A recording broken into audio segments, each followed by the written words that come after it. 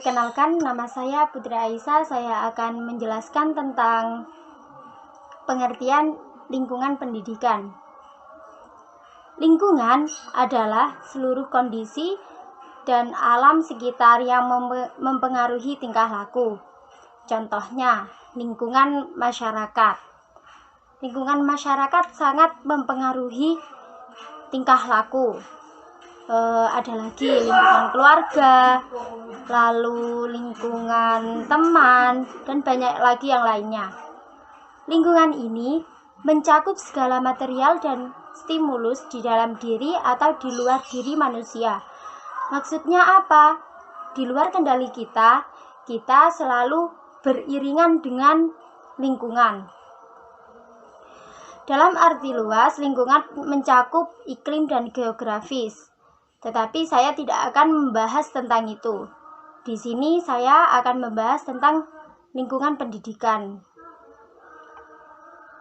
Pendidikan sendiri artinya adalah upaya pembinaan, pembentukan, pengarahan, pencerdasan, pelatihan yang ditunjukkan kepada semua peserta didik secara formal ataupun informal. Contoh pendidikan ketika kita bersekolah TK, SD, ataupun di pondok pesantren, itu termasuk pendidikan. Pendidikan Islam itu segala usaha untuk memelihara dan mengembangkan fitrah manusia serta sumber daya manusia menuju terbentuknya manusia yang seluruhnya sesuai dengan syariat Islam. Umar Muhammad Al-At-Taumi Asy-Syaibani mendefinisikan pendidikan Islam adalah proses tingkah laku individu pada kehidupan pribadi, masyarakat, dan alam sekitarnya dengan cara pengajaran sebagai suatu aktivitas asasi dan sebagai profesi di antara profesi-profesi asasi dalam masyarakat. Pengertian pendidikan Islam menekankan kepada perubahan tingkah laku dari yang buruk kepada yang lebih baik lagi. Hal tersebut melalui sebuah proses pembelajaran atau suatu pengajaran.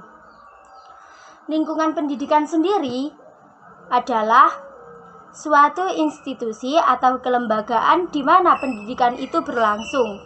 Lingkungan tersebut akan mempengaruhi proses pendidikan yang berlangsung. Menurut Abuddin Nata, kajian lingkungan pendidikan Islam atau tarbiyah Islamiyah biasanya terintegrasi secara implisit dengan pembahasan mengenai macam-macam lingkungan pendidikan. Assalamualaikum warahmatullahi wabarakatuh.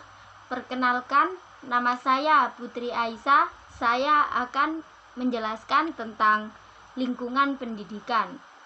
Lingkungan pendidikan dibagi menjadi 3 bagian. Yang pertama yaitu lingkungan keluarga. Yang kedua adalah lingkungan teman, dan yang ketiga yaitu pengaruh setan. Di sini saya akan menjelaskan tentang lingkungan keluarga. Lingkungan keluarga adalah lingkungan yang paling utama dalam pendidikan. Mengapa demikian? Karena lingkungan keluarga adalah pertama kalinya kita memperoleh pendidikan. Bimbingan lingkungan keluarga adalah tanggung jawab penuh orang tua untuk mengembangkan pertumbuhan anak dalam pendidikan. Sebagaimana contoh hadis, Bismillahirrahmanirrahim. An Abi Hurairah radhiyallahu anhu qala Rasulullah sallallahu alaihi wasallam, kullu maulud yuladu 'alal fitrah fa abawahu yuhawwidanihi aw yunaswiranihi aw yumajjisanihi, yang artinya diriwayatkan dari Abu Hurairah radhiyallahu an berkata, beliau Nabi Muhammad SAW bersabda bahwasannya setiap anak dilahirkan dalam keadaan fitrah. Maka orang tuanya lah yang akan menjadikannya Yahudi, Nasrani atau Majusi. Hadis riwayat Bukhari. Usaha-usaha pendidikan dan pengajaran harus dimulai sejak dini. Di sini, fitrah yang dimaksud dalam hadis tersebut adalah agama Islam. Fitrah anak yang mempercayai adanya Allah Subhanahu wa Ta'ala harus disalurkan sewajarnya, karena pada waktu kita masih kecil, kita belum paham apapun. Fitrah di sini disalurkan dengan cara membimbing dan mengarahkan kepada rasa cinta dan iman kepada Allah Subhanahu wa Ta'ala. Assalamualaikum warahmatullahi wabarakatuh. Perkenalkan, nama saya Sophia Dwi Ayu Febrianti, NIM 2021010500008. Di sini saya akan menjelaskan materi selanjutnya, yaitu tentang sekolah atau madrasah sebagai lingkungan pendidikan yang islami.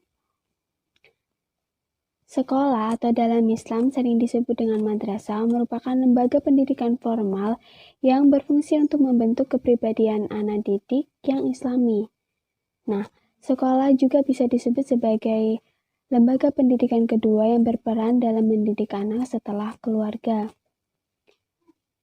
Lingkungan sekolah atau madrasah merupakan lingkungan tempat peserta didik untuk menyerap nilai-nilai akademik dan bersosialisasi dengan guru dan teman-teman sebayanya. Pendidikan agama di sekolah atau madrasah itu sangat penting bagi kehidupan manusia. Tidak diragukan lagi bahwa agama Islam itu merupakan bimbingan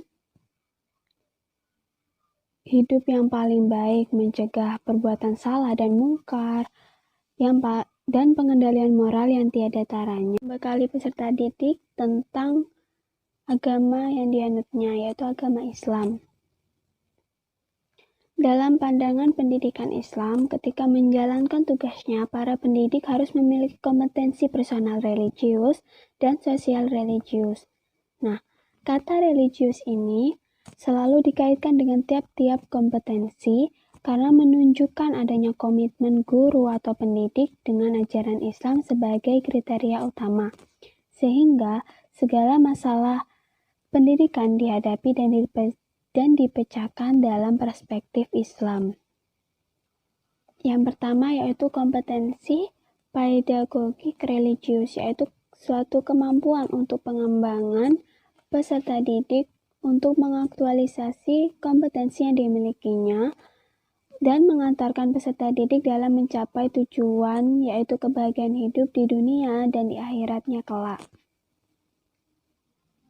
Yang kedua yaitu kompetensi personal religius, yaitu suatu kemampuan dasar yang berkaitan dengan kepribadian agamis, artinya pada dirinya melekat nilai-nilai lebih yang hendak ditransinternalisasikan atau ditularkan kepada peserta didiknya, misalnya nilai kejujuran, amanah, keadilan, kecerdasan, tanggung jawab, kebersihan, keindahan, kedisiplinan, dan lain sebagainya.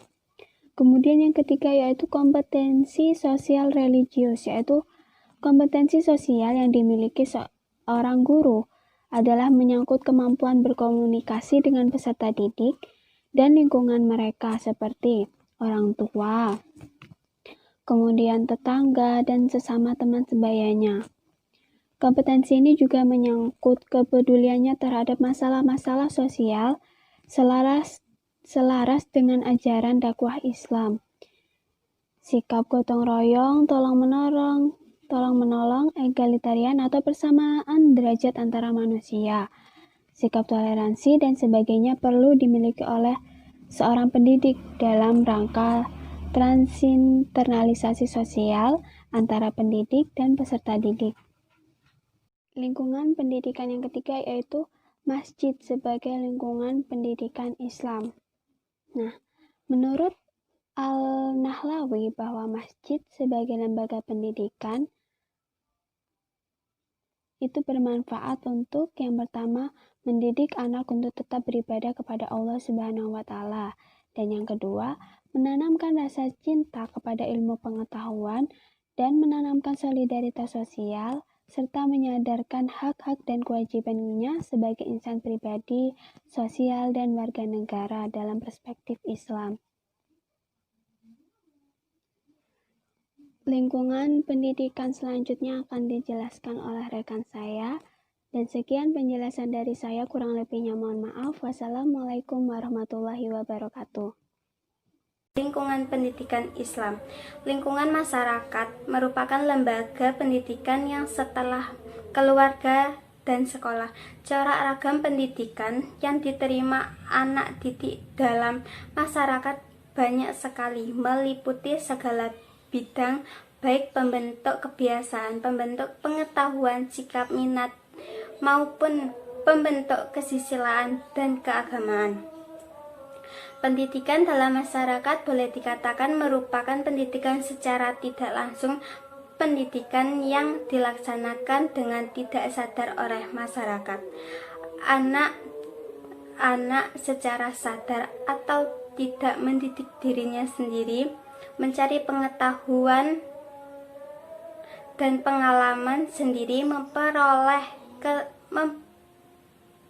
mempertebal keimanan serta keyakinan sendiri, mencari pengetahuan dan pengalaman sendiri, mempertebal keimanan serta keyakinan serta akan nilai-nilai kesusilaan dan keagamaan masyarakat.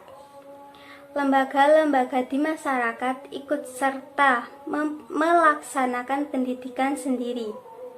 Organisasi pemuda seperti Remaja Masjid, Karang Taruna, KNPI, organisasi kesenian seperti Sanggar Tari, perkumpulan musik, organisasi keagamaan, olahraga, dan segala ikut membantu pendidikan dalam usaha membentuk kepribadian anak.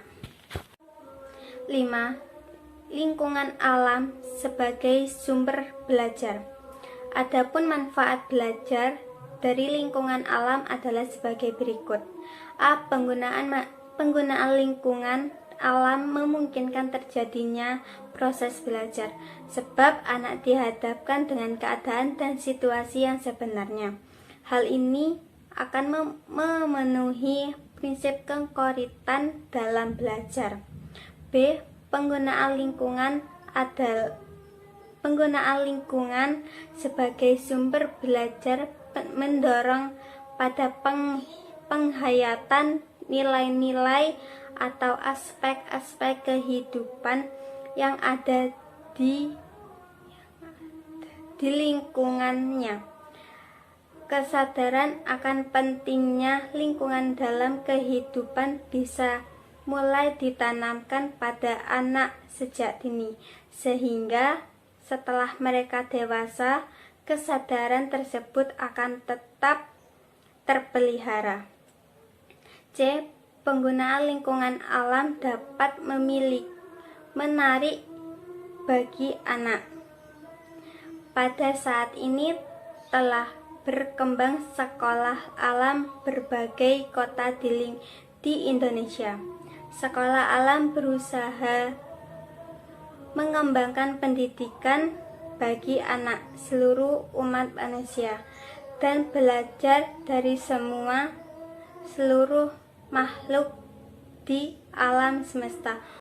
Assalamualaikum warahmatullahi wabarakatuh. Sini saya akan menjelaskan lagi tentang pengaruh teman dalam lingkungan pendidikan. Teman itu sangat berpengaruh dalam kehidupan seseorang. Ada orang yang jelek berubah menjadi baik setelah berteman dengan orang baik. Sebaliknya, tidak sedikit pula orang yang awalnya baik, tetapi kemudian berubah menjadi jelek setelah bergaul atau berteman dengan Teman yang jelek. Ada orang tua yang telah berusaha membimbing anak di rumah dengan sebaik-baiknya, tetapi anak terpengaruh oleh temannya yang berperilaku jelek sehingga ia mempertunjukkan perilaku jelek di depan orang tua. Teman dapat mewarnai bahkan dapat mengubah agama seorang anak. Hal itu telah diperingatkan oleh Rasulullah Shallallahu Alaihi Wasallam. Bismillahirrahmanirrahim. Masalul jalisi solihi wal jalisi sawi kamathali sahibil miski wakiril khaddadi la ya'damuka min sahibil miski imma tastarih utajidu riha wakirul khaddadi yuhriku badanaka thawbaka au tajidu minhu rihan khabithah. Artinya, perumpamaan teman yang baik dan teman yang jelek bagaikan pemilik minyak wangi dan tukang besi.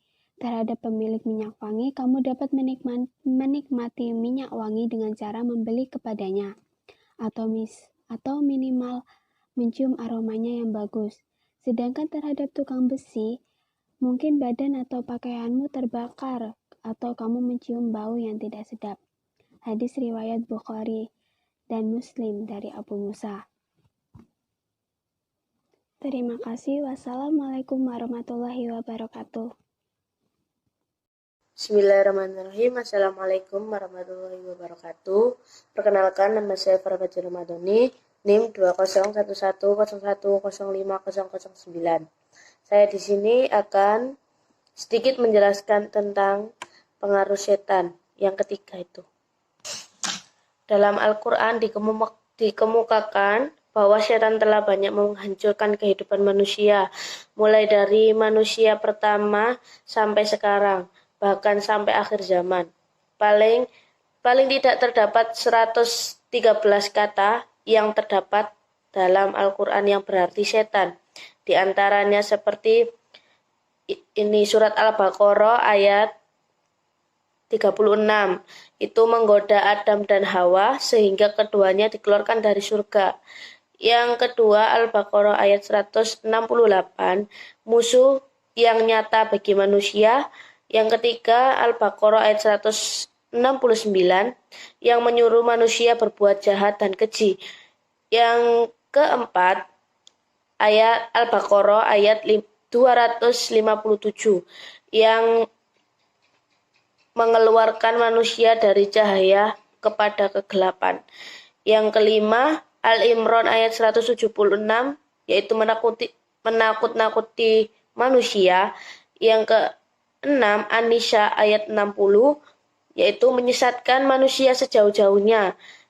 Yang ketujuh, Al-Maidah ayat 91, yaitu mendorong manusia agar bermusuh-musuhan. Yang ke-8, Al-A'raf ayat 20, membisikkan pikiran jahat kepada manusia. Yang ke-9, yaitu Al-A'raf juga ayat 27, yaitu menipu manusia. Itu yang terdapat dalam Al-Quran. Dan dalam hadis juga sudah ditemukan atau dijelaskan tentang tipu daya setan terhadap manusia, diantaranya dalam hadis qudsi berikut ini. Inni khalaqtu ibadi hunafa alakum. Wa inni khalaqtu ibadi hunafa akulahum. Aku telah menciptakan hambaku menjadi orang yang lurus semuanya. Wa innahum atathumus sayatinu, akan tetapi setan memalingkan mereka. Fajtalat hum an dinihim, dari agamanya. Wa haramat alaihim ma akhlaltu lahum wa ammarathum ayyusriku bi, mengharamkan apa yang aku halalkan dan menyuruh mereka mempersyarikatkanku. Jadi ininya itu di situ setan itu menyuruh manusia itu berbuat kejahatan dan tidak melakukan apa yang disuruh oleh Allah Subhanahu wa taala. Dan juga ada selain dari 3 yang sudah dijelaskan oleh teman-teman yang sekelompok sama saya, yaitu ini seperti contohnya itu berbentuk media, yaitu bentuk seperti televisi, komputer, internet, dan handphone. Media tersebut membuat wawasan anak-anak dan remaja berkembang lebih cepat daripada sebelumnya. Namun perubahan yang terlihat dalam realita masyarakat di samping yang positif, yang negatif juga cukup besar akibat para orang tua merasakan mendidik anak zaman sekarang sudah sangat sulit dan melelahkan. Ya karena anak zaman sekarang itu sudah mudah terpengaruh dari media, dari handphone, dari media sosial, dari apapun itu. Tidak semua orang itu dapat menerima apa yang baik dan yang benar. Jadi hanya diri kita sendiri yang bisa membedakan antara baik dan benar. Jangan sampai kita salah. Ya, di sini juga kita ini harus bisa memberikan yang terbaik buat keluarga kita, teman kita, agar tidak mudah terpengaruh. Jadi kita itu sebagai teman tuh bisa mencegah atau segalanya. Ya, sekian dari saya. Apabila ada kata atau kalimat yang kurang enak didengar, saya mohon maaf yang sebesar-besarnya. Saya akhiri. Nun wal qalami wa mayasturun. Wassalamualaikum warahmatullahi wabarakatuh.